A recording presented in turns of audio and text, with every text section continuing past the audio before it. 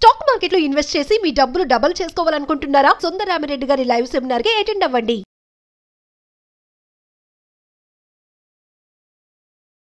నమస్తే కళ్యాణి గారు. స్రవంతి మనకి మెయిల్ చేశారండి. అయితే ఇక్కడ ఇంకొక చిన్న విషయం చెప్తున్నానండి. ఎందుకంటే మనం ఆ అమ్మాయి వివరాలు గోప్యంగా ఉంచాలి కాబట్టి పేరు కూడా నేను మార్చాను కళ్యాణి గారు. అమ్మాయి పేరు వేరే ఉంది. సో ఎందుకు మనం తెర మీద చెప్పటం, అందరికి తెలిసేలాగా చేయటం అన్నా, ఎందుకంటే ఆడపిల్ల జీవితం కదండి. తన చిన్ననాటి కథ అది మళ్ళీ ఇప్పుడు రిపీట్ అవుతోంది. సో ఆ అమ్మాయికి అసలు ఏం చెయ్యాలి, ఎవరితో మాట్లాడాలి, ఎవరితో చెప్పుకోవాలి, చాలా వరకు ఫేస్ చేస్తున్న ఇష్యూ కళ్యాణి గారు. ఇది మీకు కొంత అవగాహన వచ్చి ఉండొచ్చు. ఎందుకు అసలు అమ్మాయి మాటల్లోనే వినేద్దాము. సో ఒకసారి కాల్ చేసేస్తానండి. హలో హలో స్రవంతి గారండి? అవునండి, నేను జయానమ్మ, అందమైన జీవితం ప్రోగ్రామ్ నుంచి, సుమన్ టీవీ నుంచి కాల్ చేస్తున్నాను. అవునా మేడం? థ్యాంక్స్ మేడం, మీరే నాకు కాల్ చేస్తున్నారు. అవునమ్మా, అవునవును. బాగున్నావు తల్లి? అసలు బాలేదు మేడం, మాట వరుస చెప్పడానికి కూడా అసలు బాలేదు మేడం. అర్థమవుతోందమ్మా. అయితే నాతో పాటు డాక్టర్ కళ్యాణ్ చక్రవర్తి గారు ఉన్నారు స్టూడియోలో. ఒక్కసారి ఆయనతో మాట్లాడతాలి, నీకు మంచి సలహా ఇస్తారు. నువ్వే చెప్తావు నాకు చాలా మనసు ఊరట కలిగిందని. ఓకే? ఓకే మేడం, అలాగే మేడం. ఓకే అమ్మా, సుమా మాట్లాడు. చెప్పమ్మా, ఏంటి సమస్య? సార్ నా పేరు శ్రవంతి సార్. శ్రవంతి, నాకు ఎలాంటి ప్రాబ్లం ఉందంటే చెప్పుకుంటే తీరలేనంత ప్రాబ్లం ఉంది సార్. నిజంగా అసలు మీరు నాకు కాల్ చేస్తారు అనుకోలేదు, బట్ ఇప్పుడు మీరు కాల్ చేసి మాత్రం చాలా హెల్ప్ చేశారు సార్. చెప్పు నాన్న, సమస్య నీ వయసు ఎంతమ్మా? 22 సార్. 22. చెప్పమ్మా, సమస్య ఏంటో చెప్పు. మ్యారేజ్ అయిందా?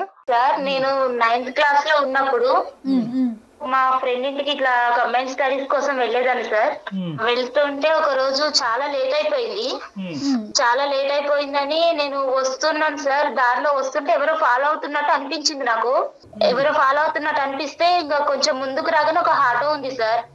ఆటో ఉండి అతన్ని అన్న కొంచెం ఇక్కడ ఎవరు ఫాలో అవుతున్నట్టు కొంచెం భయంగా ఉంది, జర ఏమనుకోకుంటే కొంచెం నన్ను మా ఇంటి దగ్గర దింపండి అన్న అంటే, అవమ్మా నువ్వు నా చెల్లెలు లాంటి దానివి, నేను సేఫ్ గా తీసుకెళ్తానమ్మా అని నన్ను ఆటో ఎక్కించుకున్నారు సార్. ఏ టైం అమ్మా? ఏ టైం అవుతుంది అప్పుడు? నైట్ 9 అవుతుంది మేడం. అయిపోయిన తర్వాత 9:30 అవుతుంది మేడం. తల్లి ఆటో ఎక్కించుకున్నారు. ఆటో ఎక్కించుకుని కొంచెం ముందుకెళ్ళగానే ఇట్లా టర్న్ తీసుకున్నారు. నేను చెప్పాను, అన్న మా ఇల్లు స్ట్రైట్ కే వెళ్ళాలి, ఇట్లా మీరు లెఫ్ట్ తీసుకున్నారంటే, లేదమ్మా ఇది షార్ట్ కట్, మీ ఇల్లు నాకు తెలుసు, నేను ఎప్పుడు ఇటు నుంచే వస్తుంటాను, నేను చాలా సార్లు చూసాను అన్నాడు.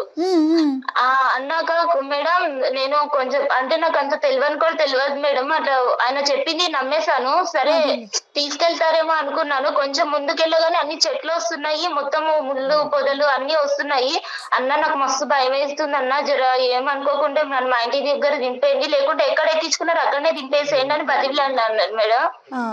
బతిలాడితే కూడా లేదు, నువ్వు ఇప్పుడు అరిచినావు అంటే మాత్రము నీకు మామూలుగా ఉండదు, నాది ఎట్లా ఉంటుందో చూపిస్తాను, నీకు చావు ఎట్లుంటుందో అట్లా చూపిస్తాను, సైలెంట్ గా నేను చెప్పినట్టు చేసినావా బతికి ఇంటికి వెళ్తావు, లేకుంటే మాత్రం నీ పని మామూలుగా ఉండదు చూడు అని తీసుకెళ్లి నన్ను లాక్కెళ్ళి ఇలా అంటే అలా నన్ను పాడు చేసేసారు మేడం. చాలా అంటే చాలా ఘోరంగా మేడం. అసలు నాకైతే అన్న నీ ప్లీజ్ అన్న మీకు కాలు పట్టుకుంటా అట్లా చేయకండి అన్న, నాకు అసలు నీకు ఎట్లా అనిపిస్తుంది, మీ చెల్లెల్లాగా అనిపించట్లేదు అంటే, ఎవరివే నువ్వు నా చెల్లెలే ఎందుకైతేవే, నువ్వేనా నా అమ్మగా పుట్టినవా అని అడిగిండు.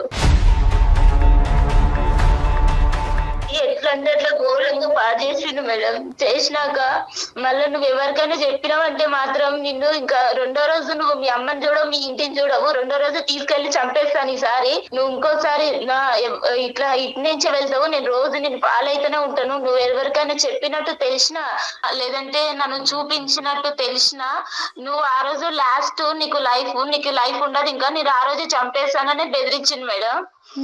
ఇంకా ఇంటికి వెళ్ళినా నెక్స్ట్ డే నుంచి స్కూల్ కూడా వెళ్ళలేదు. ఒక 4 days 5 days అన్నం తినలేదు మేడం. మా మమ్మీ ఏమో మస్తు భయపడుతుంది, ఏమైందమ్మా ఇట్లా ఎందుకు అయిపోతున్నావు, ఎవరైనా ఏమన్నా అన్నారా, ఏమన్నా లొల్లయిందా స్కూల్లో, ఏమన్నా చెప్పమ్మా నాకు అంటే 4 days తర్వాత నేను చెప్పాను మేడం, మమ్మీ నాకు ఇట్లా చేసిన మమ్మీ, ఇట్లా నాకు మస్తు భయం అవుతుంది, నాకైతే ఏడిపోతుంది, ఏం చేయాలో అర్థం కావట్లే, నీకు చెప్దామంటే నువ్వు కొడతావేమని భయం అయింది మేడం. అంటే నేనెందుకు కొడతారా, నేను నీ తల్లిని కదా అని మా మమ్మీ మస్తు ధైర్యం చెప్పింది మేడం. వాడిని చూపించి అన్నది కానీ నాకు ఆ తర్వాత నుంచి వాడు కనిపించలేదు మేడం. తర్వాత నుంచి కనిపించలేదు. మా మమ్మీ ఆ ఇయర్ మొత్తము ఇంకా నాకు అలానే బ్రతకగా ఇక సరిగా తినకుండా. స్కూల్ కాటికి అమ్మే తీసుకెళ్లేదా తల్లి నిన్ను? మొత్తం మా మమ్మీ మేడం ఆ రోజు నుంచి నెక్స్ట్ డే నుంచి మా మమ్మీ జాగ్రత్తగా చిన్న పిల్లలు పట్టుకుని వెళ్ళి స్కూల్ కి దగ్గర దింపి స్కూల్ నుంచి తీసుకొచ్చేది మేడం. భయం అయ్యి ఆఖరికి మా డాడీ కూడా ఇవన్నీ తెలియదు. మా తమ్ముడు ఉన్నాడు మేడం, నాకు ఒక తమ్ముడు ఉన్నాడు, తమ్ముడు కూడా తెలియదు మేడం. ఎవరికి చెప్పలా? ఎవరికి చెప్పలేదు మేడం. మా మమ్మీ చెప్పొద్దు అన్నది, ఎవరితో చెప్పొద్దు, నీ ఫ్రెండ్స్ తో కూడా ఎవరితో ఇట్లా చెప్పొద్దు, వద్దమ్మా ఇవన్నీ అని మా మమ్మీ నాకు చాలా ధైర్యం చెప్పింది మేడం. మా డాడీ కూడా ఇచ్చి పంపి ఎప్పుడైనా సరే మా మమ్మీయే తీసుకొస్తుంది మేడం. ఆ ఇయర్ అంతా అట్లా అయిపోయింది. ఇక 10th అయిపోయినాక డైరెక్ట్ నన్ను హాస్టల్ వేసేసారు మేడం. హాస్టల్ వేసాక ఇంకా డిగ్రీ వరకు కంప్లీట్ చేశాను. మా మమ్మీ నాకు ఇక డిగ్రీ అయిపోయాక పెళ్లి చేసుకుంది కానమ్మా, ఇంకా చదువు అయిపోయింది కదంటే, లేదమ్మా నాకు పెళ్ళొద్దు, ఏమొద్దు, నాకు అసలు ఇలా అయిపోయింది, వాళ్ళకి తెలిస్తే ఎవరికైనా తెలిస్తే మళ్ళీ తర్వాత అసలు మేడం చాలా అంటే చాలా అసలు అది నా మైండ్ లో ఎలా నాటుకుపోయిందంటే నన్ను అంత ఘోరంగా చేశారు మేడం వాడు ఆ రోజు.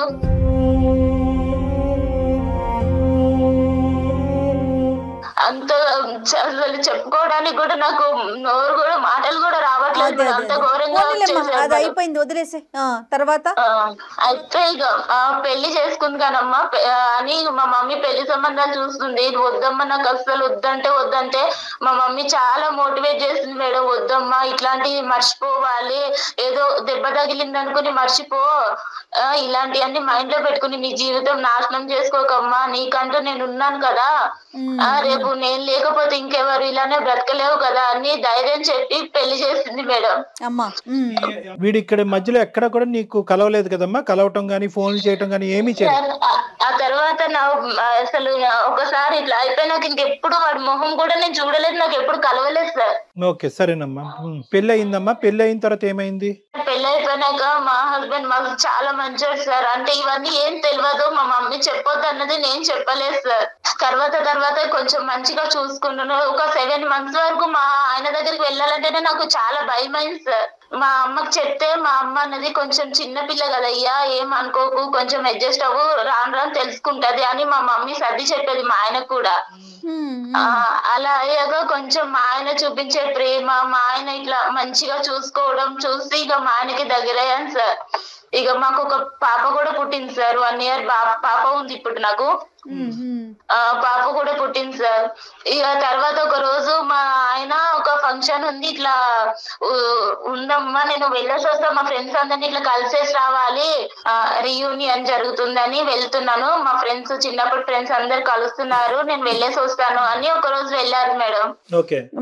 వెళ్ళాక ఇంకొక రోజు నైట్ వాళ్ళ ఫ్రెండ్ తీసుకుని వచ్చారు.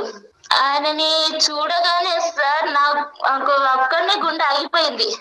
అసలు నాకు చేతుల్లో చెమటలు పట్టేస్తున్నాయి, అసలు ఒళ్ళంతా వణికిపోతుంది. ఎందుకలా? నాకు 9 years బ్యాక్, నాకు 9th class లో ఉన్నప్పుడు నన్ను ఎవరైతే ఆటోలో తీసుకెళ్లి నన్ను పాడు చేశాడో వాడే మా హస్బెండ్ తో వచ్చాడు సార్, మా హస్బెండ్ ఫ్రెండ్ అని. ఇక వాడు నన్ను చూడగానే ఎందుకో సార్ ఎట్లా కన్నింగ్, ఎంత ఏదో సాడిష్ నవ్వినట్టు నవ్వుతున్నాడు. మళ్ళీ మా ఆయన దగ్గరకు వచ్చి మీ భార్యనా, నాకు చెల్లెలవుతుంది కదా, నువ్వు చెప్పనే లేదు, ఇప్పటిదాకా చూపించనే లేదు అని చాలా సొంత మనిషిలాగా మాట్లాడుతున్నాడు. నన్ను చూస్తూనేమో ఇంత కన్నింగ్ గా చూస్తున్నాడు. నీకు అర్థమైంది? అర్థమైపోయింది. నాకు అప్పటికే భయం అవుతుంది, కాళ్ళు చేతులు అంతా వణికిపోతున్నాయి. మా ఆయన అడిగాడు, ఏంటి శ్రవంతి ఇట్లా జ్వరం వచ్చేదా ఏంటి, అట్లా అయిపోయావు, ఇందాకలాగా బానే ఉన్నావు కదా, ఇప్పుడు ఏమైంది అంటే, చెల్లెలకి ఏమన్నా నీరసంగా ఉందేమోరా, తిన్నదో లేదో అడుగు ఒకసారి, నువ్వు లేవని, నువ్వు ఇటు వచ్చావు కదా, నువ్వు లేవని తినలేదేమో అని ఎంత చాలా నైస్ గా మాట్లాడుతున్నారు మా ఆయనతో. ప్రేమ కురిపించాడు. ఆ తర్వాత నుంచి మేడం నెక్స్ట్ డే నుంచి రోజు రావడం స్టార్ట్ చేశాడు ఇంటికి. రోజు రావడం స్టార్ట్ చేశాడు. ఇక మా ఆయనకేమో ఇట్లా లెటర్స్ రాస్తున్నాడు, ఆకాశరామన్న లెటర్స్ లాగా రాస్తున్నాడు. నీ భార్య గురించి నీకు తెలుసా, నువ్వు ముందే కనుక్కున్నావా, నీ భార్య ఎవరితో ఎఫ్ఐఆర్ ఏం లేదా, నీ భార్యకి ఏమన్నా ఇంతకు ముందు ఏమన్నా ఉందా, అన్ని కనుక్కుని చేసుకున్నావా అన్నట్టు ఇట్లా లెటర్స్ రాయడం స్టార్ట్ చేశాడు మేడం. మెసేజ్లు కానీ లెటర్స్ కానీ రాయటం మొదలు పెట్టాడు. కానీ మీ హస్బెండ్ వచ్చి నిన్ను ప్రశ్నించాడమ్మా ఏంటి ఇదంతాని అడిగాడా? ఒక్కసారి అడిగాడు సార్, ఇట్లా ఏమై ఇట్లా లెటర్స్ వస్తున్నాయంటే నాకు తెలియదండి, ఇట్లా ఇవన్నీ నాకెలా తెలుస్తుంది, నేను చిన్నప్పటి నుంచి మా అమ్మ దగ్గరనే పెరిగాను, తర్వాత హాస్టల్కి వెళ్ళిపోయాను, నాకు ఇలా ఎవరు కూడా తెలియదు, అలా మీరు ఎలా అనుకుంటారు ఎవరో రాసిన ఉత్తరాలు బట్టి అని అడిగాను. అడిగితే సరేలే అంటున్నారు, కానీ రోజుకు ఒక లెటర్ వస్తుంది సార్. కాదమ్మా శ్రవంతి, నువ్వు ఇప్పుడు మనకు ఏంటంటే మనకి ఇక్కడ చిన్న అదృష్టమా ఏంటి అనేది తెలియదు, కానీ మీ భర్త మంచివాడు అనేటటువంటి ఒక మాట నువ్వు నాకు చెప్పావు కాబట్టి నేను చాలా హ్యాపీగా ఫీల్ అయ్యాను. నీ భర్తకి నువ్వేంటో తెలుసు, నీకు నువ్వు భర్త ఏంటో తెలిసినప్పుడు ఇప్పటికైనా కూడా గుట్టిప్పి ఇది జరుగుతుందని చెప్పుంటే సరిపోద్ది కదా, ఎందుకు భయపడ్డావు? సార్ ఇప్పుడు నేను ఇప్పుడు చెప్తే ఎలా సార్, పెళ్ళి అవ్వక ముందో పెళ్లి తర్వాత ఫస్ట్ చెప్పుంటే ఆయన నన్ను అర్థం చేసుకునేవారేమో. ఇప్పుడు వీడు కళ్ళ ముందుకు వచ్చాక ఇప్పుడు చెప్తే మోసం చేస్తాను అన్నదా సార్? అమ్మ ఇక్కడ ఏంటంటే వాడికి ఇప్పుడు ఎవడైతే ఈడు ఉన్నాడో ఈ దొంగనా డాష్ గాడు, వీడు బాగా స్టడీ చేశాడు చిన్నప్పటి నుంచి, మీ హస్బెండ్ని స్టడీ చేశాడు. ఎందుకంటే చిన్ననాటి స్నేహితుడు, ఇతను చాలా మంచోడు, ఇతను నోట్లో నాలుగు లేదు అనేది అక్కడ స్టడీ చేశాడు.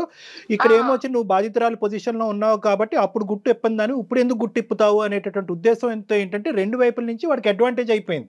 అడ్వాంటేజ్ అవటం వల్ల ఏమవుతుందంటే సెకండ్ అటెంప్ట్ లోకి వచ్చాడు. ఇప్పుడు ఫస్ట్ అటెంప్ట్ లో మానభంగం చేశాడు, సెకండ్ అటెంప్ట్ లో ఇంకో అటెంప్ట్ అంటే నీ దరిదాపుల్లోకి వచ్చేస్తున్నాడు అనమాట, మళ్ళీ ఎంట్రీ ఇస్తున్నాడు వాడు. ఇస్తున్నారు సార్. ఆయన నాకు కాల్ చేశాడు, వాడు నా నెంబర్ మా హస్బెండ్ నుంచి తీసుకున్నారో ఎట్లా తీసుకున్నాడో నాకు కాల్ చేశాడు. చేసి ఏంటి బాగున్నావా, అన్ని మర్చిపోయావా, కొత్తగా మళ్ళీ నీకు కొత్త ఎక్స్పీరియన్స్ అవుతుందా అని ఎలా అంటే అలా చండాలంగా మాట్లాడుతున్నాడు. నాతో ఎక్స్పీరియన్స్ బాగుందా, మీ ఆయనతో బాగుందా అన్నట్టు మాట్లాడుతున్నాడు. నేను చెప్పాను, మా ఆయనకు చెప్తాను నువ్వు ఇలాంటి పనులు చేసావంటే, అంటే ఒకసారి చెప్పి చూస్తా నేను కూడా అని బెదిరిస్తున్నాడు. అంటే వాళ్ళ ఆయనకు చెప్తానన్నా కూడా భయపడట్లా వాడు? అస్సలు లేదు మేడం, నువ్వు చెప్పి చూడు ఒకసారి, నీ లైఫ్ ఎట్ వెళ్తుందో మీ ఆయన లైఫ్ ఎట్ వెళ్తుందో నువ్వే చూద్దు గానీ నీ కళ్ళతో. అతనికి పెళ్ళైనట్టు ఏమన్నా తెలిసిందమ్మా ఈ ఆటో అతనికి? లేదు మేడం, నాకు అంటే నేను ఆ తర్వాత వాడు అట్లా చేసాను, నేను ఇంతవరకు కలవలేదు. కాదు, మీ ఆయన ద్వారా ఇప్పుడు ఈ 10 రోజుల్లో? లేదు మేడం, వాడి ప్రస్తావన ఎత్తాలంటేనే నాకు భయంగా ఉంది మేడం. మా ఆయన దగ్గర నువ్వు చెప్పాల్సింది కదా, ఎందుకు వేరే వాళ్ళని ఇంటికి తీసుకొస్తున్నావు, పద్దాక తీసుకురా, మాకు నాకు ఇబ్బందిగా ఉంది అట్లా ఏదన్నా చెప్పకపోయావు? అంటే చెప్పాను మేడం, అంటే మా ఇంటికి ఇంతకు ముందు కూడా మా ఆయన ఫ్రెండ్స్ చాలా మంది వచ్చేవాళ్ళు. ఇక వాళ్ళ దగ్గర ఎప్పుడు ఎవరి దగ్గర ఏం చెప్పను కానీ ఈయన దగ్గర చెప్తే ఏమనుకుంటారని అదొక భయం అయింది మేడం. ఈయన మా ఆయన ఉన్నప్పుడు నా దగ్గర నాతో చాలా మంచిగా ఒక సొంత చెల్లెలతో మాట్లాడినట్టు మాట్లాడుతున్నాడు. తిన్నావా చెల్లెమ్మా, తినలే, ఏం చేస్తున్నావమ్మా, పాప ఎలా ఉందమ్మా అని మాట్లాడుతున్నాడు. దుర్మార్గుడు. అలా ఉన్న తన మీద నేను కంప్లైంట్ ఇద్దామన్నా కూడా నాకు ధైర్యం సరిపోవట్లేదు మేడం. నేను ఆ రోజు బలైపోయిన దానికి ఇప్పుడు ఎంత నరకం చూస్తున్నానంటే మేడం, వాడంత నరకం పెడుతున్నాడు నన్ను. అయితే నాకైతే నిజంగా చచ్చిపోతుంది మేడం. ఎందుకమ్మా దీనికి చాలా సింపుల్ సొల్యూషన్ లేదు తల్లి, ఇందులో చాలా సింపుల్ సొల్యూషన్ ఉంది. నీతో పాటు పెద్ద సైన్యం మేమున్నాం, వాడిని తాట తీస్తాం, వాడిని ఊరికే వదులుతావా వాడిని? నువ్వు ఎందుకు అంత భయపడుతున్నావు? నీ భర్త మంచివాడు, అది ప్రధానమైనటువంటి అంశం. నువ్వు నీ భర్తకి చెప్పొచ్చు. మీ అమ్మ అంటే కనుక ఇద్దరు ఆడవాళ్లే కాబట్టి తమ్ముడికి చెప్పొద్దు, నాన్నకి చెప్పొద్దు అని చెప్పి 10 సంవత్సరాల పాటు కవర్ చేసింది. కానీ లోకం మారింది, పరిస్థితులు మారింది, వ్యవస్థ మారిందమ్మా.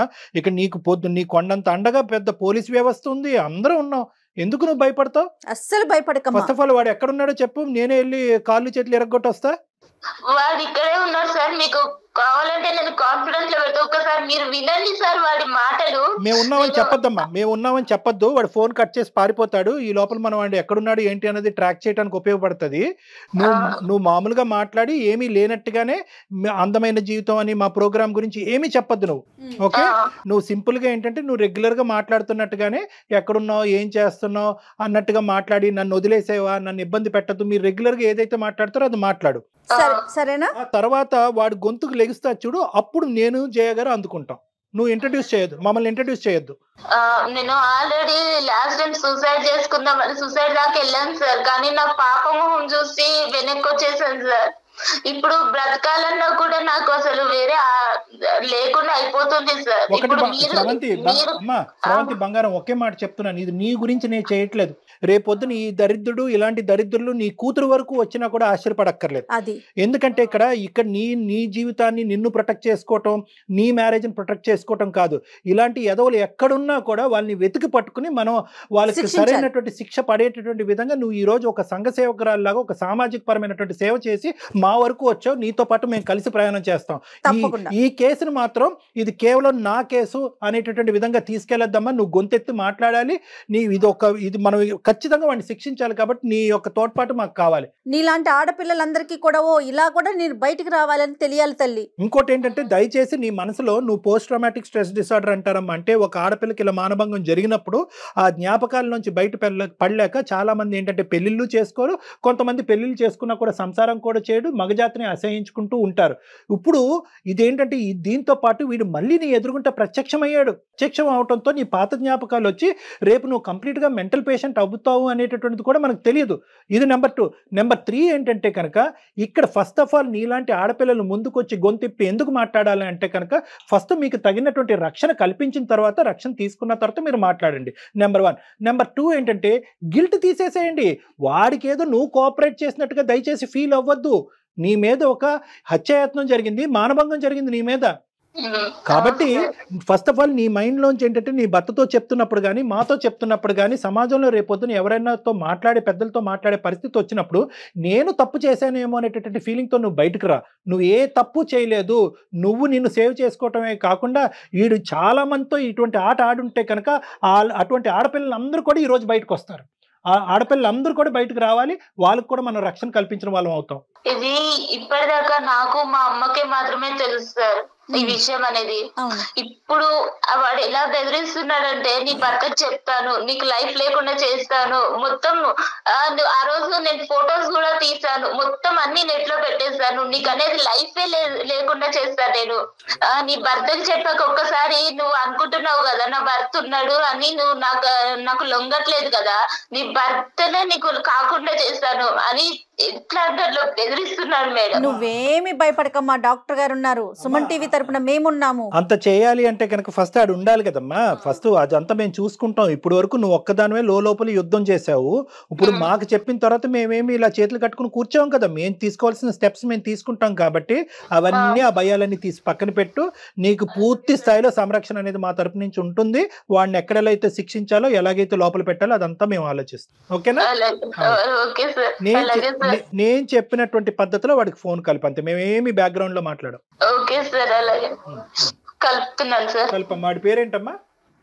వాడి పేరు శ్యామ్ సార్. శ్యామ్, కల్పమ్మ చెప్పు.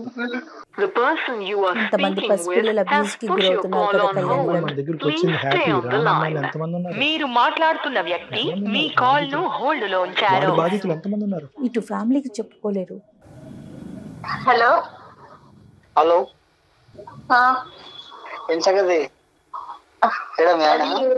కాదు, నేను చెప్పేది ఒకసారి విను ప్లీజ్. నువ్వు నన్ను ఇలా ఏడిపించకు. ఇలా నువ్వు కాల్ చేస్తేనే నాకు హార్ట్ అటాక్ వస్తుంది, నాకు గుండెల్లో వణుకొస్తుంది. ప్లీజ్ నీకు దండం పెడతా. ఎందుకు నన్ను ఇంత బ్లాక్ మెయిల్ చేస్తున్నావు? నువ్వు చేసిన దానికి ఏ రోజైనా నేను బయట పెట్టానా? నేను వదిలేసాను కదా. ఇప్పుడు మళ్ళీ ఎందుకు నా లైఫ్ లోకి వచ్చి ఇట్లా ఆడుకుంటున్నావు? నువ్వు అంటే నాకు ఇష్టం అనేది చెప్తున్నావు కదా. నువ్వు ఏమని ఇష్టం అంటున్నావు? ఒకసారి పాడు చేసేసి నన్ను నా లైఫ్ అంతా పాడు చేసేసావు. నాకంటూ వెనక్కి తిరిగి చూసుకుంటే నువ్వు చేసిన అగాయించిన తప్ప నాకంటూ ఒకటి సంతోషం అనేది లేకుండా చేసావు. మళ్ళీ ఇప్పుడు నా భర్తతో నేను కొద్ది గొప్ప మర్చిపోయిన భర్తతో సంతోషంగా ఉంటే ఇప్పుడు మళ్ళీ నువ్వు నా లైఫ్ లోకి వచ్చి నా లైఫ్ నాశనం చేయాలని చూస్తున్నావు. ఏం అధికారం ఉందని చెప్పు నా లైఫ్ ని ఇట్లా ఆడుకుంటున్నావు? నా మీద ఇష్టం ఉంటేనే కదా నువ్వు ఇన్ని రోజుల పంట చెప్పకుండా ఉండేది. నేను ఇష్టంతో కాదు, నా తల్లి చెప్పిన మాట కోసం. మా అమ్మ వద్దమ్మా ఆడపిల్ల జీవితం బయటికి వెళ్తే అల్లరవుతుందని మా అమ్మ నాకు చెప్పిన మాట కోసం నేను చెప్పలేదు. నాకు అవన్నీ సంబంధం లేదు. ఒప్పుకుంటున్నావా లేదా? నీ బండారం మొత్తం బయట పెడతా, మీ ఆయనకు మొత్తం చెప్పేస్తా నేను. నీకు దండం పెడతా, ఇలాంటివన్నీ చెయ్యకు ప్లీజ్, నన్ను వదిలేసేయు. అవన్నీ నాకు సంబంధం లేదు. నేను నిన్ను కోరుకుంటున్నా, ఒక్కసారి నువ్వు కావాలని కోరుకుంటున్నా. నువ్వు వస్తావా లేదా? నేను రమ్మంటావా నన్ను? నేను రాలేదు, నీకు దండం పెడతా ప్లీజ్. ఇంత రిక్వెస్ట్ చేస్తున్నాను కదా, చిన్నప్పుడే నువ్వు నచ్చినావు. ఇప్పుడు నువ్వు ఇంకా చాలా అందంగా ఉన్నావు. ఇప్పుడు నువ్వు కావాలని కోరుకుంటున్నా. లేదు అంటే నీవన్నీ నా దగ్గర ఉన్నాయి. అన్ని బండారం మొత్తం బయట పెట్టేస్తా నేను. మీ ఇంట్లో ఆడవాళ్ళు ఉండరా? నీకు అమ్మ అక్క చెల్లి ఎవరు లేరా? అవన్నీ నీకు సంబంధం లేదు. నువ్వు ఒప్పుకుంటున్నావా లేదా? నీ అన్ని బయట పెట్టమంటావా? ఏం బయట పెడతావు? చచ్చిపోమంటావా చెప్పు? ఎందుకు ఇంకా ఏడిపిస్తున్నావు? నేనేమన్నా అన్యాయం చేస్తానా నీకు? అసలు నేనంటే ఇష్టం ఉంటేనే కదా నువ్వు ఇన్ని రోజుల పాటు సైలెంట్ ఉన్నది. నేను అంటే ఇష్టం ఉండి కాదు సైలెంట్ గా ఉన్నది. నా భర్త మీద గౌరవంగా నేను సైలెంట్ గా ఉన్నాను. ఇప్పుడు నేను కావాలనుకుంటున్నా.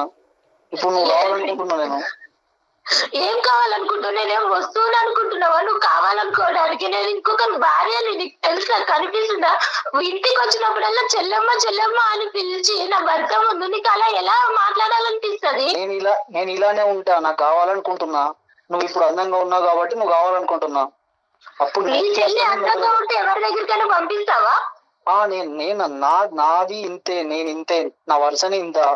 నీకు ఇష్టం వచ్చినట్టుంటే సరిపోతుందా? వేరే వాళ్ళు ఇష్టాలు అర్థం చేసుకోవా? వేరే వాళ్ళ బ్రతుకులు నాశనం అయిపోతే అని ఆలోచించుకోవా? ఒప్పుకుంటున్నావా లేదా? ఒకటి చెప్పు ప్లీజ్. నీకు దండం పెడతా, నన్ను వదిలేస్తే ఏం ఒప్పుకోవాలి? నాకు భర్త ఉన్నాడు, పాపం ఉంది.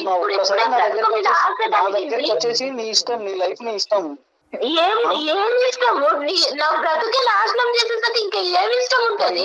ఇంకా నాశనం అయిపోతుంది, ఇంకా గలీజ్ అయిపోతుంది. మరి ఇవన్నీ మీ ఆయన ఇంకా ఘోరం అయిపోతుంది. మరి హలో బాబు. హలో బాబు. హలో ఎవరు సార్?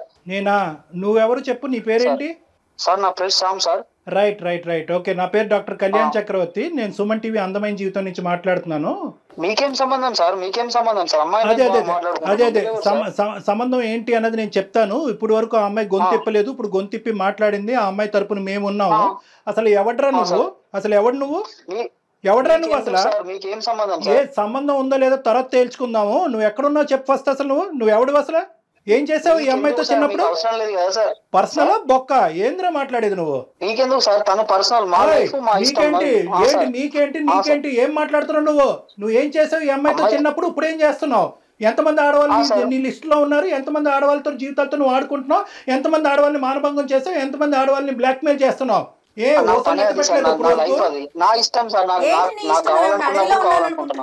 ఊసలు లెక్క పెట్టలేదు నువ్వు ఇప్పుడుకొచ్చి.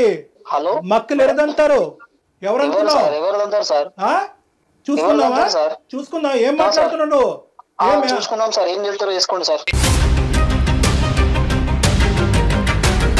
ఏం చేస్తారో చేసుకోవాలట కళ్యాణ్.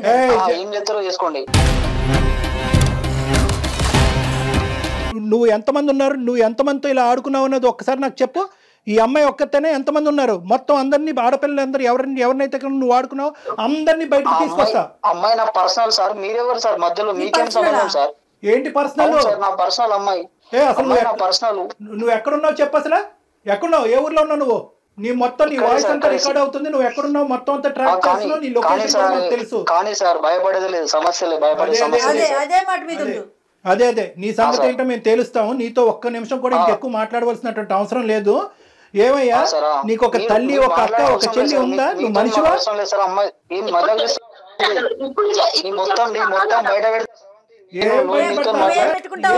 పెట్టుకో.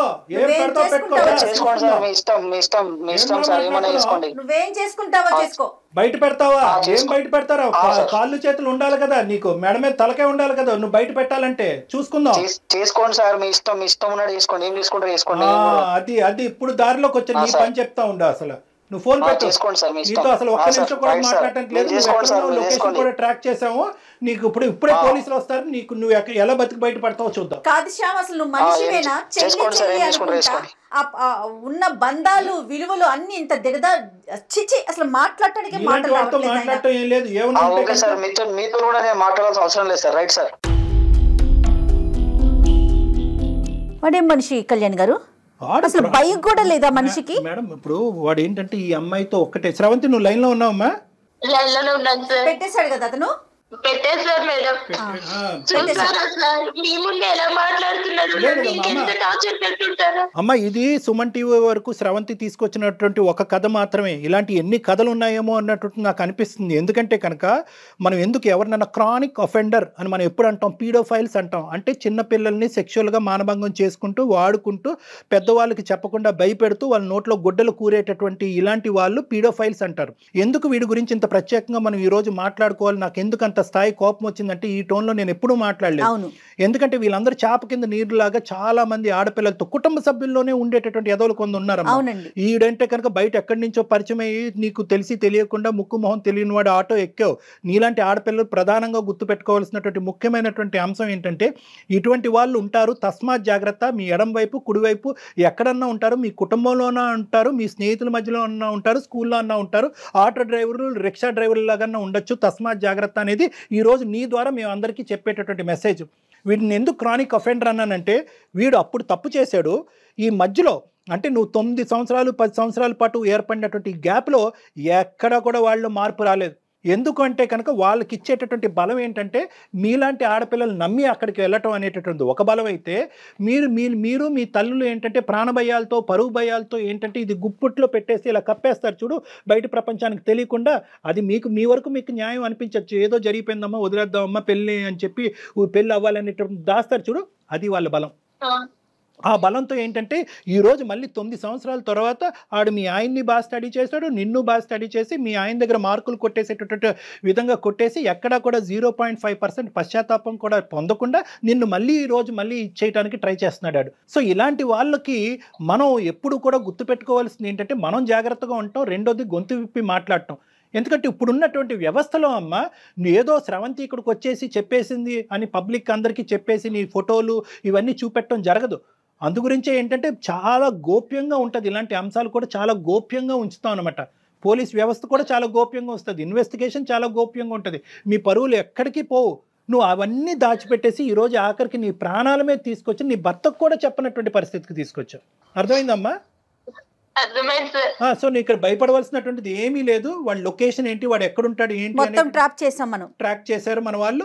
సో ఇప్పుడే ఇమీడియట్గా నువ్వు ఫోన్ పెట్టేసిన తర్వాత నువ్వు ఎక్కడుంటే చెప్తే కనుక మా వాళ్ళు నీ దగ్గరకు వస్తారు, నిన్ను మా దగ్గర తీసుకొస్తారు. ఇక్కడి నుంచి మనం పోలీస్ స్టేషన్కి వెళ్దాము, తగినటువంటి కంప్లైంట్ ఇద్దాము, వాడిని వెంటనే కటకటాలు వెనకట్లు పంపించేటటువంటి ప్రయత్నం చేద్దాం. దీనికల్లా నువ్వు ధైర్యంగా ఉండాలి తల్లి, అదొక్కటే నువ్వు చేయాల్సింది. నువ్వు ధైర్యంగా ఉండాలి, నువ్వు మాట్లాడాలమ్మా, మాట్లాడాలి. అంతే కదా కళ్యాణ్ గారు? అలాగే సార్, అలాగే మేడం. ఓకే ఓకే, మీరు ఒక్కసారి హెల్ప్ చేసి పెడితే నా ప్రాణాలు కాపాడాలి వచ్చేస్తారు. వాడు బెదిరింపులు వాడి కోసం నీ ప్రాణం ఎందుకమ్మా పణంగా పెట్టాలి? ఇది మా బాధ్యత, ఇది మా బాధ్యత. నీకు ఒక కూతురు ఉంది, నీకు ఒక జీవితం ఉంది, నువ్వు కూడా కొద్దిగా స్వార్థంగా ఆలోచించాలి. వాడెవడో ఎదవ వల్ల నువ్వు ఈరోజు ప్రాణాలు తీసుకోవాల్సినటువంటి అవసరం లేదు. ముందుకురా, రాణి లక్ష్మీబాయి లాగా ఫైట్ చేయి, నీతో పాటు మేము ఉన్నాం. ఖచ్చితంగా సుమన్ టీవీ ఉంది, డాక్టర్ గారు ఉన్నారు, అందరం ఉన్నామమ్మా. వ్యవస్థలో ఉన్నాం మనమేమి ఎక్కడ మనుషులు లేని చోట కాదు ఉన్నది. ధైర్యంగా ఉండు, నువ్వు ధైర్యంగా ఉండు. నెక్స్ట్ ఏం చేద్దాం అనేది ఆలోచిద్దాం, సరేనా? నువ్వు అసలు నీకు ధైర్యమైన ఏంటంటే సుమన్ టీవీ అందమైన జీవితానికి నువ్వు ఎప్పుడైతే మెయిల్ చేసావో అప్పుడే నీకు ధైర్యం ఉన్నట్లే. ఓకే, అర్థమైందమ్మా? నువ్వు ఎక్కడ తగ్గద్దు, నువ్వు జాగ్రత్తగా ఉండు, తలుపులు వేసుకుని ఉండు, జాగ్రత్తగా ఉండు. మేము ఏ స్టెప్స్ తీసుకోవాలో ఆ స్టెప్స్ తీసుకుంటాం. నీ లొకేషన్ షేర్ చేయమ్మా, నీ అడ్రస్ కూడా షేర్ చేయి, మేము చేస్తాం ఏం చేయాలంటది. ఓకే, షేర్ చేస్తాను సార్. ఇప్పుడు అది బెదిరించాలి కదా, వాడు ఇప్పుడు ఇంటికి వచ్చి ఏం చేయాలి? ఏం చేయడమ్మా, వాడు ఏమి చేయడమ్మా. మేము తక్షణమే నీ చుట్టుపక్కల ఉండేటటువంటి వాళ్ళతో కూడా మేము మాట్లాడతాము, పోలీసులను కూడా అక్కడ దగ్గరలోకి పంపిస్తాము. మొత్తం నీకు కావాల్సిన రక్షణ అంతా కూడా మేము ఇస్తాం, డోంట్ వరీ. వాడు ఎప్పుడైతే ఇప్పుడు డాక్టర్ గారు మాట్లాడారో అప్పుడే అతనికి అర్థమైంది, ఓహో ఈ అమ్మాయి ఎవరికో చెప్పేసింది అన్న విషయం అతనికి అర్థమైపోయే ఫోన్ పెట్టేశాడు. ఓకేనా? నువ్వేం భయపడకు తల్లి. మేడం చిన్న హెల్ప్ చేయండి మేడం, చిన్న ఒక్క సాయం చేయండి మేడం. చెప్పమ్మా, చెప్పు. ఈ విషయం నా భర్తకి నేను ఎలా చెప్పాలో నాకు అర్థం కావట్లేదు madam. Okay okay, don't worry అమ్మా, డోంట్ వరీ. ఆ పాత్ర కళ్యాణ్ గారు తీసుకుంటారు. భర్తకి అర్థమయ్యేలాగా కొంచెం చెప్పండి మేడం. తప్పకుండా. అన్ని జాబ్స్ కంటే ఈ రోజు మాకు పెట్టినటువంటి అన్ని జాబ్స్ కంటే ఈజియెస్ట్ ఉద్యోగం అదొకటే, అదే జాబ్. ఇప్పుడు మీ భర్తకి చెప్పడం చాలా సులభం. అది మా ద్వారా మేము టేకప్ చేసి ఇంత చేసేటటువంటి వాళ్ళు అది చెప్పడం. నీ పెళ్లికి కానీ నీ జీవితానికి కానీ ఎటువంటి డోకా లేదు. మీ భర్తకి సరైనటువంటి పద్ధతిలో మేము చెప్తాం. డాక్టర్ గారు ఎలా కన్వే చేయాలి చేయాలో అలా కన్వే చేస్తారు. అతని ఓకే, సపోర్ట్ కూడా మనకు ఉంటది. ఓకేనా? అలాగే నువ్వు ధైర్యంగా ఉండు. ఓకేనమ్మా, బాయ్ అమ్మా, టేక్ ఓకే సార్, అలాగే సార్. Bye bye. కళ్యాణ్ గారు ఇప్పుడు నెక్స్ట్ ఏం చేద్దామండి? నో అమ్మా, మన ఇమీడియట్ గా ఇప్పుడు అమ్మాయి ఫోన్ పెట్టేసింది, లొకేషన్ కూడా షేర్ చేసి ఉంటుంది అమ్మాయికి. అక్కడికి మన మనుషులను పంపించడం, ఈ లోపల మనం పోలీస్ కంప్లైంట్ ఇచ్చేసి పోలీసులను కూడా తీసుకుని మనం కూడా ప్రత్యేకంగా అక్కడికి వెళ్దాం. రైట్ అండి, థ్యాంక్ యూ సో మచ్. నమస్తే.